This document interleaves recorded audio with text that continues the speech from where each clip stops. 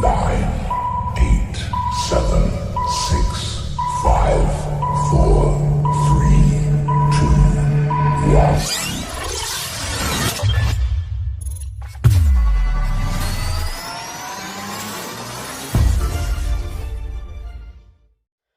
Assalamualaikum warahmatullahi wabarakatuh. Perkenalkan, nama saya Hikmatul Akbar, NIM 190630052 dari Prodi Pendidikan Teknik Elektro. Pada kesempatan kali ini saya akan membuat video tentang administrasi kurikulum untuk memenuhi nilai pada mata kuliah administrasi dan supervisi pendidikan.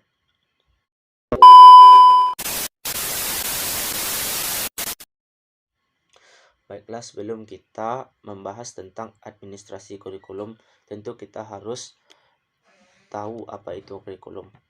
Menurut Undang-Undang Pendidikan Nasional nomor 20 tahun 2003 pasal 1 ayat 19, kurikulum adalah rencana dan pengaturan mengenai tujuan, isi, dan bahan pelajaran serta cara yang digunakan sebagai pedoman pembelajaran untuk mencapai tujuan pendidikan. Di sini ada dua pengertian kurikulum. Menurut arti sempitnya, kurikulum merupakan seperangkat mata pelajaran atau mata kuliah yang dipakai peserta didik. Sedangkan menurut arti luasnya, kurikulum merupakan sejumlah pengalaman belajar yang dimiliki pengajar lalu ditawarkan, dikembangkan, dibagikan kepada peserta didik. Sehingga peserta didik tidak hanya mendapatkan teori, namun juga mendapatkan proses dari pendidikan tersebut. Dalam konteks pendidikan, dari jenjang SD sampai perguruan tinggi, kurikulum sangatlah penting, karena keberhasilan dari pendidikan adalah bagaimana lembaga pendidikan mengelola kurikulum dan bagaimana kepada peserta didik dan bagaimana menyesuaikannya dengan peserta didik.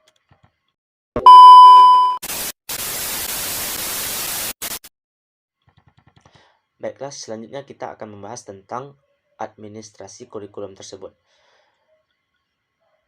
Menurut istilah, administrasi kurikulum adalah pengelolaan terhadap kurikulum.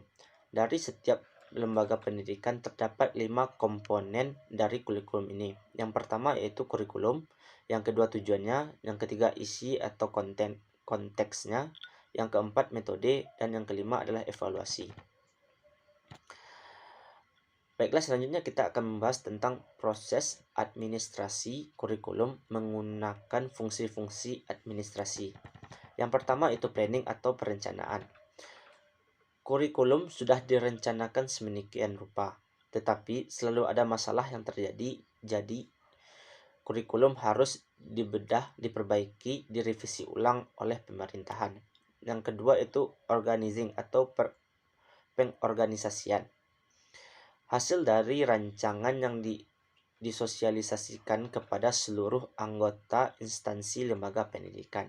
Yang ketiga yaitu actuating atau pelaksanaan.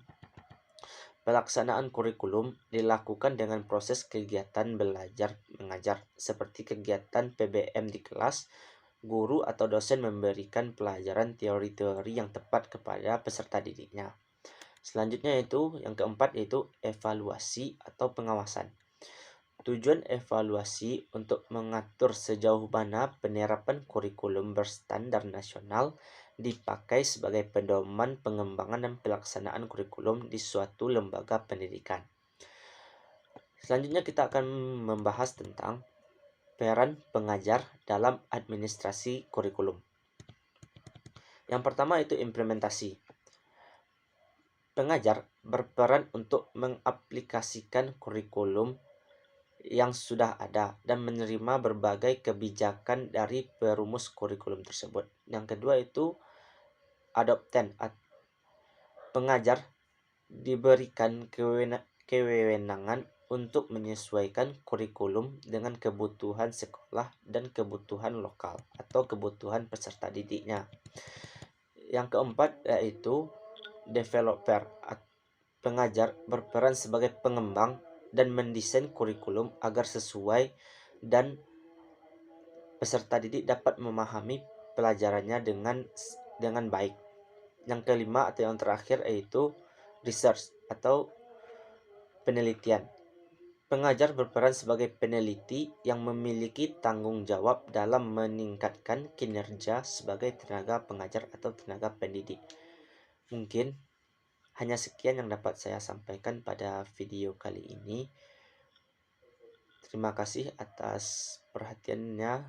Saya sudahi dengan Assalamualaikum warahmatullahi wabarakatuh.